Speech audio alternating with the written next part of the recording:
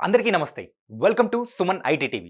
సాంకేతిక రంగంలో మరో లేటెస్ట్ అప్డేట్‌ను ఇప్పుడు మీకు చెప్పబోతున్నా. అదేంటో చూసే ముందు మా ఛానల్‌ను సబ్స్క్రైబ్ చేసుకోండి. సైబర్ క్రిమినల్స్ చెలరేగిపోతున్నారు. టెక్నాలజీని మిస్‌యూజ్ చేస్తూ నేరాలకు పాల్పడుతున్నారు.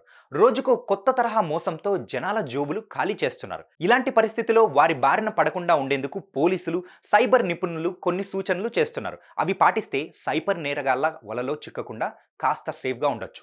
మీ బ్యాంక్ అకౌంట్ అప్డేట్ చేయాలంటూ చాలా మందికి కాల్స్ వస్తున్నాయా? క్రెడిట్ లేదా debit card number, pin, bank ఖాతా వివరాలు అడుగుతున్నారా?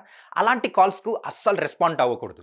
ఎందుకంటే బ్యాంకులు కేవైసీ వివరాలను అలా ఫోన్‌ల ద్వారా కస్టమర్లకు అడగవని విషయాన్ని గుర్తుపెట్టుకోవాలి. ఇక పబ్లిక్ వైఫై వాడేటప్పుడు చాలా కేర్‌ఫుల్‌గా ఉండాలి. నేరాలకు పాల్పడే వారికి ఇది చాలా యూజ్ అవుతుంది. అందువల్లే పబ్లిక్ వైఫైతో మనీకి సంబంధించిన లావాదేవీలను చేయకపోవడం బెటర్. సోషల్ మీడియా అకౌంట్స్ పట్ల తస్మాత్ జాగ్రత్త. వాటిలో పర్సనల్ ఇన్ఫర్మేషన్ ఉంచుకోకపోవడమే మంచిది. ఇక మీకు లాటరీ తగిలిందంటూ ఈ మధ్య చాలా కాల్స్ వస్తున్నాయా?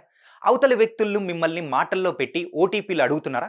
అవి షేర్ చేశారో మీ బ్యాంక్ అకౌంట్ ఖాళీ కావడం ఖాయం. సో ఇలాంటి వాటి పట్ల జాగ్రత్తగా ఉండండి.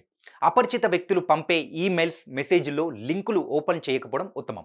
వాటిపై క్లిక్ చేస్తే ఆపదలో పడినట్టే. ఇవే కాకుండా ఈ కామర్స్ సంస్థల పేరిట కూడా ఫ్రాడ్స్ జరుగుతున్నాయి.